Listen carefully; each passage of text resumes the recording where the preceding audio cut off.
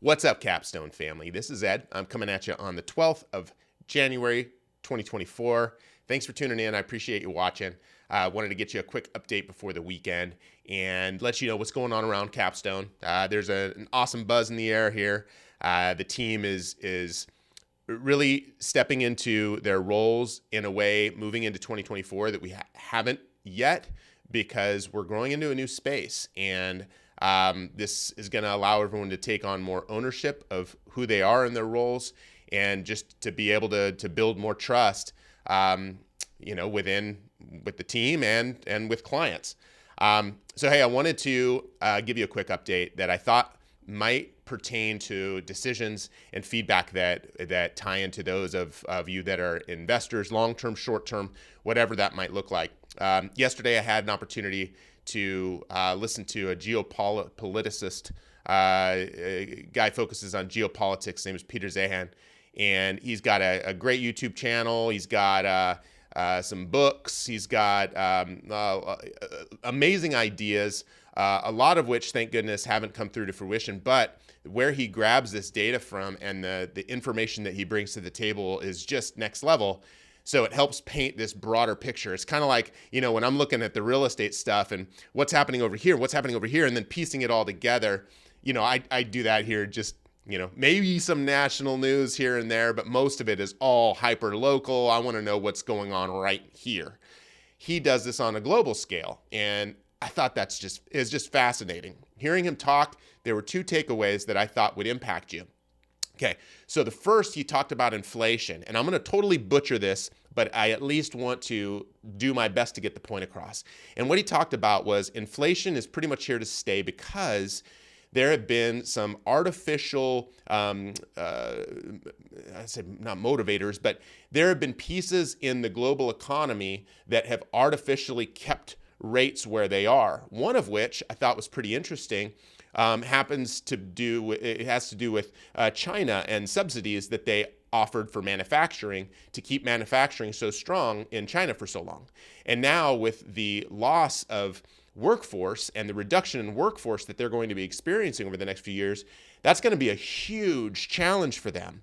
So what that means is people are talking about bringing manufacturing back to the States, because we're losing this global workforce, where the global workforce is here in North America. It's here in the United States and in Mexico. And overseas, the workforce is shrinking. It's going away. He said that there's an amazing workforce because Mexico adopted certain policies 40 years after us. They've got this amazing workforce that's coming into the next generation, and that's where we're going to see a lot of this shifting. So with that, one of the things that he talked about, so that was one. Inflation is pretty much here to stay, because we've had these, this artificial sense of we're getting out and we're buying stuff, but it's not going to be as cheap as it was in the past, just because of these artificial pieces. The second had to do with, where to invest and what areas are looking strong. And yeah, let me tell you, Arizona, Texas, those are the two spots. And why? They fit into these specific zones that basically we've got manufacturing that we can have here, similar to Texas. Houston, Texas is going to be huge for manufacturing, right? Manufacturing there is going to, they're really infusing and pushing a lot towards manufacturing in Houston, also here in Phoenix for semiconductors.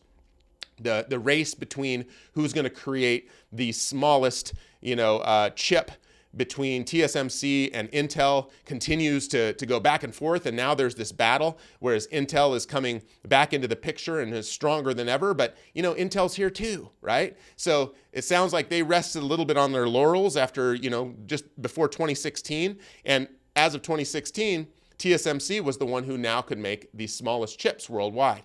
Now that they're going to be here as well, the motivation is keeping business here in Arizona, so that all down that supply chain, there are more and more businesses that are here in town. So the chips can stay, keeps it cheaper, keeps everything cheaper if everything is here, instead of having to distribute it throughout the country to be able to, get that back to retail or whatever it's going to be.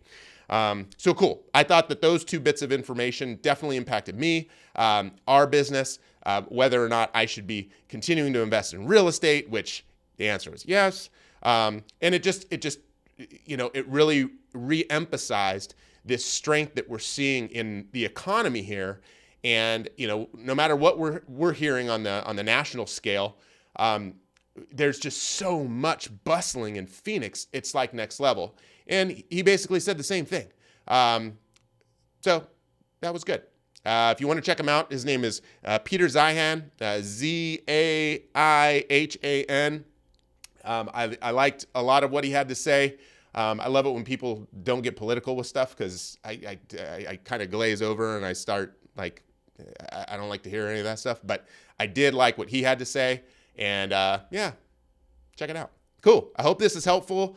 I'm going to be listening to more of that stuff. We need to know, like, as we grow, and we are growing, you'll see new faces. You'll hear new people on the phone. This is going to be a year that we are really focusing on the things that have made us successful, but taking those now to the next level. And we hope that you experience that with the level of service, and you appreciate it. Cool. Thank you so much for watching. I will talk to you next week. See ya.